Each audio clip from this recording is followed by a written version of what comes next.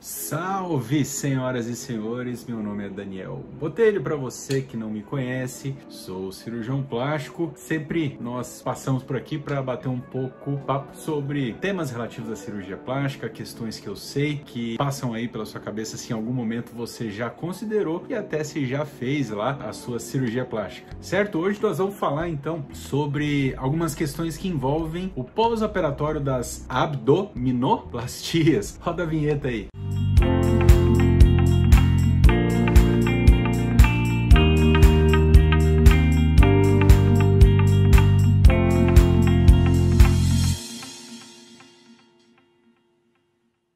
Bom, vamos lá, pessoal. Em relação às abdominoplastias, existem algumas questões que são muito frequentes. Talvez a mais frequente de todas elas é o medo que envolve essa cirurgia, né? Alguns pacientes imaginam, uma cirurgia muito invasiva. Não obrigatoriamente, mas é uma cirurgia em que a gente trabalha mais amplamente diversas estruturas. A gente não trabalha só gordura e também não trabalha só pele. Via de regra, a gente trabalha pele, gordura e plano da musculatura, que normalmente são as estruturas que vão estar danificadas ou com algum problema anatômico depois das gestações ou grandes alterações de peso, perdas de peso. Então, invariavelmente, a gente vai precisar de um procedimento que trate estas questões. Falando objetivamente do pós-operatório das abdominoplastias, uma questão muito frequente, a posição ao dormir, né? Muitas pacientes ficam preocupadas em relação a, poxa, doutor, que posição que eu devo dormir? Será que é muito desconfortável? Normalmente, a gente sempre sugere, principalmente na primeira para a segunda semana, alguma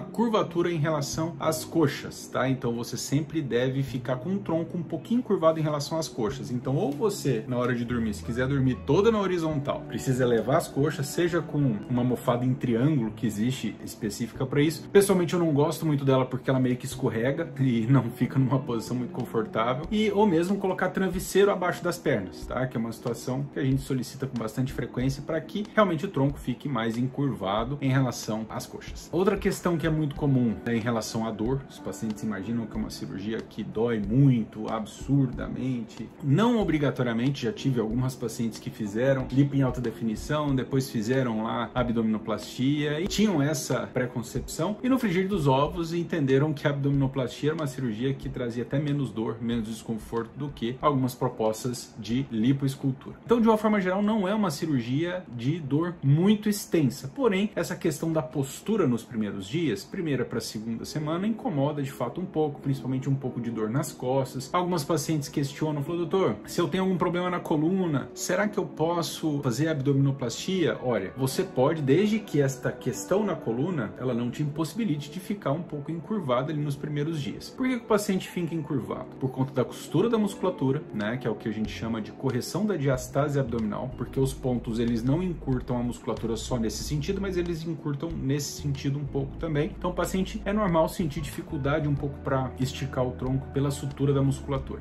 Outra questão também é devido à própria retirada de pele, né? Como a gente retira a pele ali no limite da tensão, muitas vezes a tensão pode incomodar um pouquinho e fazer com que o paciente não consiga esticar, tá? Então, nem que o paciente tente, e a gente pede, obviamente, para não tentar nos primeiros dias, primeira para segunda semana, ele não vai conseguir esticar o corpo totalmente. Normalmente, ele vai conseguir ali ajustar a postura dele lá para a terceira semana, tá? Que é quando a gente libera o paciente para algumas atividades de trabalho leve, dirigir, tá? Que é mais ou menos o prazo médio que a gente considera aí para as abdominoplastias. Uma outra questão também bastante frequente, obviamente, é a questão relativa à cicatriz. Como a gente já conversou, a cicatriz ela é variável, muito variável de paciente para paciente. Algumas cicatrizes tendem a ficar de fato bastante discretas, muito embora nunca vão desaparecer. Alguns pacientes ficam muito preocupados querendo uma cicatriz muito pequena. A cicatriz não é uma condição de opção, é uma condição associada à própria cirurgia. Ela é uma consequência da cirurgia. Quanto mais flacidez, não tem como, maior a cicatriz. Os cuidados relativos à cicatriz nos primeiros dias são ajustes em relação à tensão mesmo de pele, para evitar uma sobrecarga de tensão. É normal a gente utilizar taping, principalmente com cirurgiões que trabalham com fisioterapeutas. Eu pessoalmente gosto muito da atenção das fisioterapeutas dermatofuncionais, tanto para abdominoplastias, quanto para lipoesculturas, quanto para mamoplastias. Então a gente sempre trabalha na linha de pós-operatório associado com fisioterapeutas dermatofuncionais, que nos ajudam na questão da postura, melhora da dor, na evolução dessa postura, naturalmente numa certa proteção da tensão à cicatriz, como eu disse, utilizando tapes e tal. É muito comum uma questão também relativa à cicatriz,